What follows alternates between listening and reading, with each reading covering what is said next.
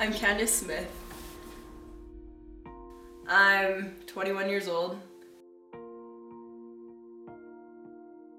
I'm the fourth girl in a family of 6 kids. I have 2 little brothers.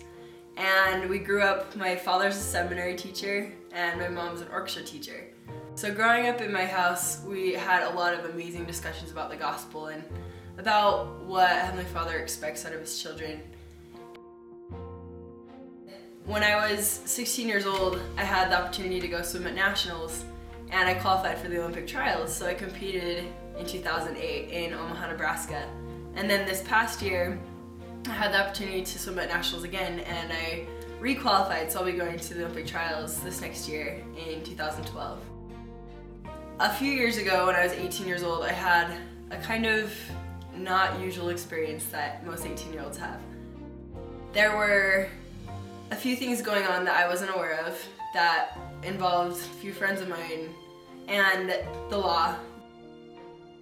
When I found out about all of these things that were happening with these friends of mine, I really didn't know what to do. I knew what I was supposed to do, but I didn't know what to do. Because I knew that the repercussions of telling on my friends, I would lose all of my friends right away. And so I called my dad, who has always taught me to counsel with him if I ever needed to make some big decisions.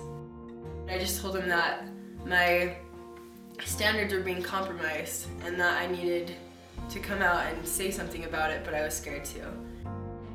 He counseled me to pray to my Heavenly Father and know that Heavenly Father wants me to make the best decisions for me and for my friends. And so I ended up going to the authorities and telling them what was going on, and it resulted in these few friends of mine being arrested and doing jail time. And when they found out it was me who had turned them in, I got a lot of flack for it. They took me aside before they were arrested and asked me why I would turn them in and how I could betray them like that. And the only answer I could come up with was that they had betrayed my trust. That true friends would not put you in a situation that make you compromise all of the things that you stand for.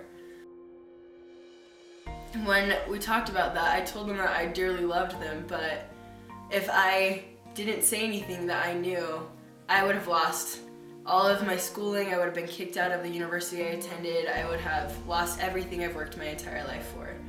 And it wasn't worth it to me.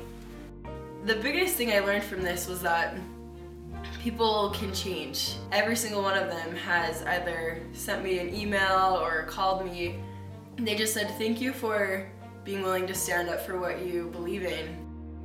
So it's been a really positive experience. It taught me to not be scared to stand up for myself and to really stand up for my standards and to trust in my Heavenly Father, because He always has our best interest in mind and He cares about us so much.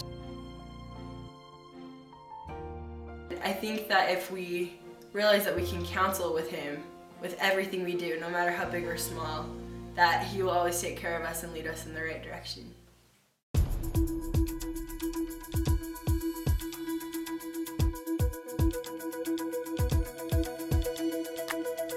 We are the voices, we are the rising sun, we are the children,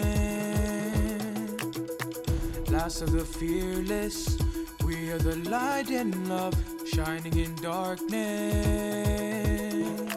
Reaching out to all places, calling out to our nation.